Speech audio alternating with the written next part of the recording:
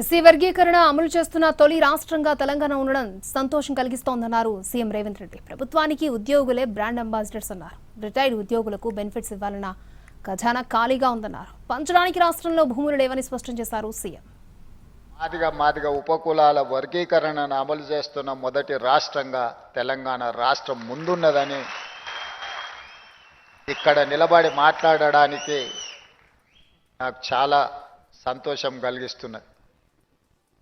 Supreme court ఆదేశాల తర్వాత ఈ దేశంలో మొట్టమొదటి శాసనసభలో మనమే ప్రకటన చేసుకున్నాం. ఈ దేశంలో మొట్టమొదటి రాష్ట్రం మాదిగ ఉపకులాల వర్గీకరణను అమలు చేసి దేశానికి ఆదర్శంగా నిలబడ్డాం. మీరందరు ప్రభుత్వ ఉద్యోగులు. ఈ ప్రభుత్వానికి కళ్ళైనా చెవులైనా బ్రాండ్ అంబాసిడర్లైనా నా ప్రభుత్వ ఉద్యోగులే. నేను పదే చెప్తా ఉన్నా.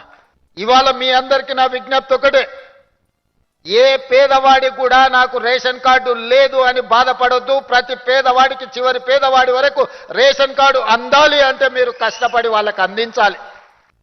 ఇవాళ రేషన్ కార్డు కోసమైనా, సన్న బియ్యం కోసమైనా, ఇందిరమ్మ ఇల్లు కోసమైనా, 200 యూనిట్లు ఉచిత కరెంటు కోసమైనా ఎవరు ఎదురు చూస్తున్నారయ్యా అంటే అత్యధికంగా మీ జాతి బిడ్డలే ఎదురు చూస్తున్నారు. ఆర్థిక సమస్యలు ఉన్నాయి. రిటైర్మెంట్ ఉద్యోగస్తుల బెనిఫిట్స్ ఇవ్వడానికి కూడా ఖజానా ఖాళీగా ఉంది.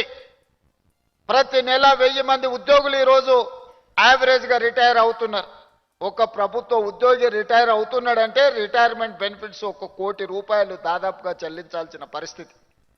ఒక నెలలో 1000 మంది రిటైర్ అవుతే నెలకు 1000 కోట్లు రిటైర్డ్ ఉద్యోగస్తులకు రిటైర్మెంట్ బెనిఫిట్స్ ఇవ్వాల్సిన ఆర్థిక భారము ఉన్నా ఏదో ఒక రకంగా సమన్వయం చేసుకొని ఈ ప్రభుత్వాన్ని ముందుకు నడిపిస్తున్నాం. ఇక భవిష్యత్తు గురించి ఆలోచన చేస్తే ఈ ప్రభుత్వం దగ్గర భూమి లేదు పంచడానికి. ప్రభుత్వం దగ్గర భూములు లేవు. ప్రభుత్వం దగ్గర ఆర్థిక వెసులుబాటు పరిమితమైంది. మరి జాతి ఏమో ఇంకా వెనుకబడి ఉంది. జాతిని ముందుకు నడిపించాలి అనంటే ఈ జాతికి చదువునివ్వాలన్నదే నా లక్ష్యం.